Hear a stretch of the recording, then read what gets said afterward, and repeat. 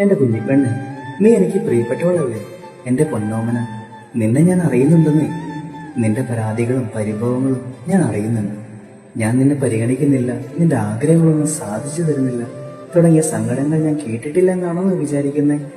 രാത്രിയുടെ യാമങ്ങളിൽ എന്റെ പേരും പറഞ്ഞ് നീ ഒഴുക്കിയ കണ്ണീരുകൾ ഞാൻ കണ്ടിട്ടുണ്ട്.